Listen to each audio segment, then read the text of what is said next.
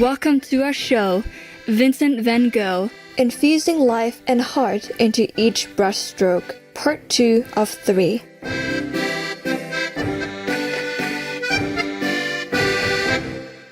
Vincent van Gogh, born in 1853, is one of the most beloved artists in the history of art, although he was mostly unappreciated in his lifetime. Being the eldest son of a pastor, Vincent grew up in the southern Netherlands and worked unsuccessfully as an art dealer, and then briefly as a teacher, bookseller, and lay preacher in a mining community in southern Belgium. In 1880, at the age of 27, he found his vocation in art and devoted the rest of his life to perfecting his expressive language in this form in order to serve humanity. Vincent once said, "I want to give the wretched a brotherly message. When I sign my paintings, Vincent, it is as one of them." From then on, Vincent lived an extremely austere life, often having to make a choice between pigments and food. He was not commercially successful and sold only one painting during his lifetime. His brother Theo, an art dealer, provided him with much-needed financial and moral support. Although he received a few brief introductory lessons at the beginning of his artistic career and later studied at the Antwerp Academy for a few months, Vincent was largely self-taught, practicing feverishly and absorbing inspiration from works by old masters such as Rembrandt, Frans Hals, and Peter Paul Rubens.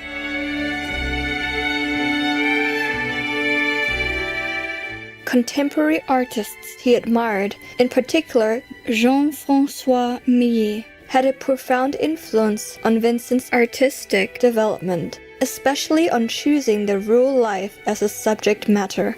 The two artists shared a common view of great respect for farmers and laborers. In 1886, Vincent arrived in Paris, the cultural center of the world at the time. He moved in with Theo and studied for 2 months at Fernand Comon's studio, the Atelier Comon, where he met and befriended fellow students Émile Bernard, Louis Anquetin, and Henri de Toulouse-Lautrec. In Paris, Impressionist works were easily accessible at the time, and Theo himself kept Impressionist paintings in his own gallery. He introduced Vincent to Camille Pissarro, Georges Seurat, and other similar artists. In addition, Vincent grew more fascinated with Japanese ukiyo-e woodcut prints and began to collect them. Vincent even imitated a few of them, as in his Bridge in the Rain, for instance. Not only did the beauty of Japanese art inspire Vincent, but also the naturalism and philosophy they expressed spoke to his heart. Later, in his letter to Theo from September 24, 1888, Vincent wrote, "Just think of that. Isn't it almost a new religion that these Japanese teach us, who are so simple and live in nature as if they themselves were flowers? And we wouldn't be able to study Japanese art, it seems to me, without becoming much happier and more cheerful, and it makes us return to nature, despite our education and our work in a world of convention." In 1887, Vincent came across the magazine Paris Illustré Le Japon, issued in May 1886, with a cover featuring a reproduction of revered Japanese artist Keisai Eisen's courtesan wearing uchikake with dragon design. He used a grid to copy and enlarge the figure and painted Japonazari or ran, known as the courtesan, after Keisai Eisen, framing it with the Asian motifs of bamboo, cranes, and water lilies. This Japanese influence had a lasting impact on Vincent's art and is evident in the works of his later years. On May 15, 1886, the Impressionists held their 8th and last exhibition at the Maison Dorée restaurant. Works displayed during the show indicated the coming of a new current forming in the growing waters of Impressionism, namely Georges Seurat's A Sunday Afternoon on the Island of La Grande Jatte. The French art critic Félix Fignon invented the term New Impressionism to describe the coming artistic movement in his review of the exhibition. Marked by Seurat's pointillism, which involves juxtaposing small dots of complementary colors for optical effect, a group of rebellious artists who were looking for new directions for their creative expressions parted ways with Impressionism. In 1887, Vincent arranged an exhibition at the Restaurant du Cholet for paintings by Émile Bernard, Louis Anquetin, Henri de Toulouse-Lautrec, Arnold Hendrik König, and himself. Bernard and Anquetin sold their first paintings, and Vincent made an exchange with the painter Paul Gauguin, whom he had just met. Creative viewers, we'll now pause for a moment for a brief message. We'll return shortly. Please stay tuned to Supreme Master Television.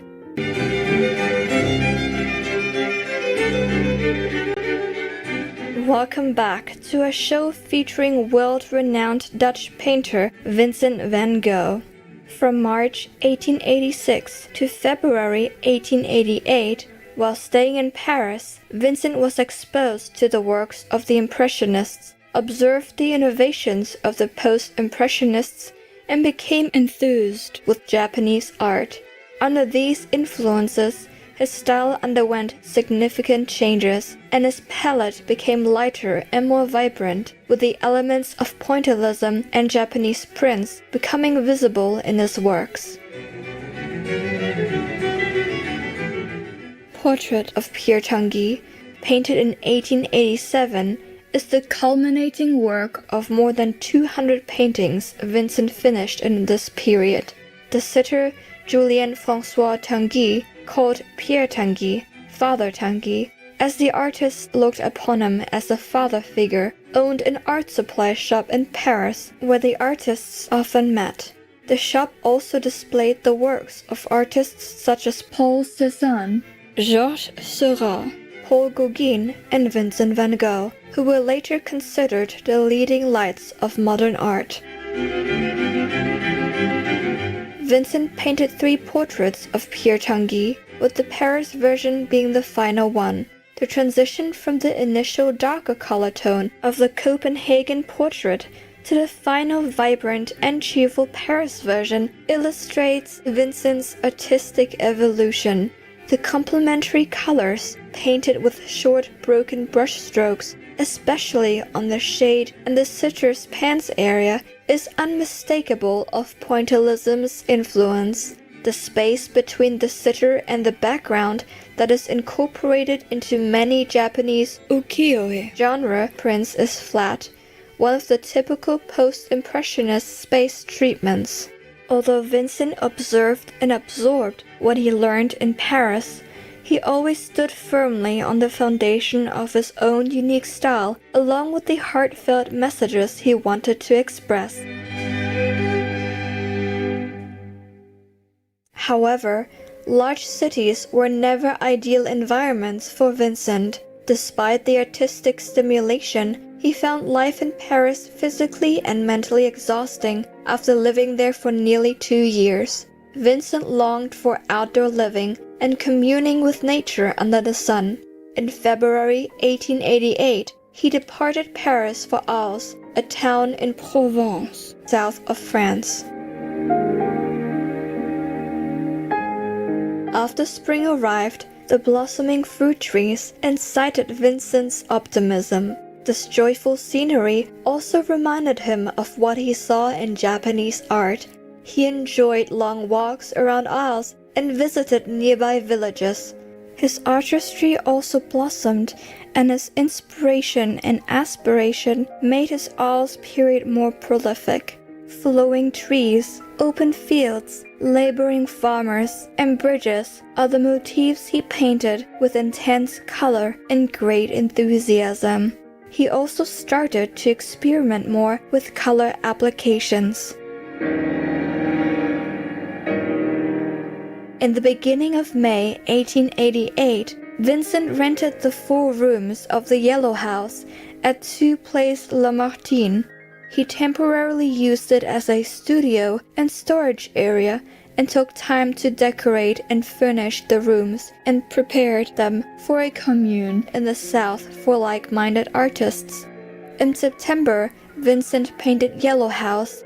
In the letter he wrote to his brother, Theo, on September 29, 1888, he drew a pencil sketch of the composition of this painting. The right wing of the building in the painting was rented by the artist. Vincent used the 2 large rooms on the ground floor for a workshop and kitchen, and the 2 upstairs rooms as bedrooms. The bedroom on the right corner, with both shutters open, is Vincent's guest room, where Gauguin later lived briefly. The room next to it, with the shutters almost closed, is Vincent's bedroom. In the same letter, Vincent wrote, Likewise, croquis of a square number 30 canvas, showing the house and its surroundings under a sulfur sun, under a pure cobalt sky. That's a really difficult subject. But I want to conquer it for that very reason.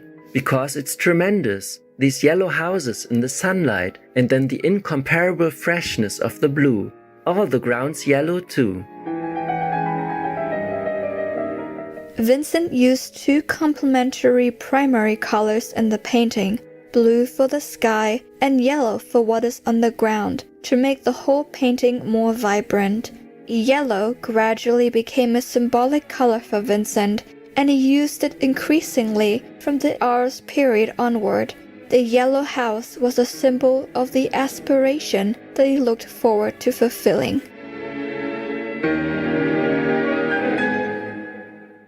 Precious viewers, thank you for your company today during Vincent van Gogh, Infusing Life and Heart into Each Brushstroke, Part 2 of 3.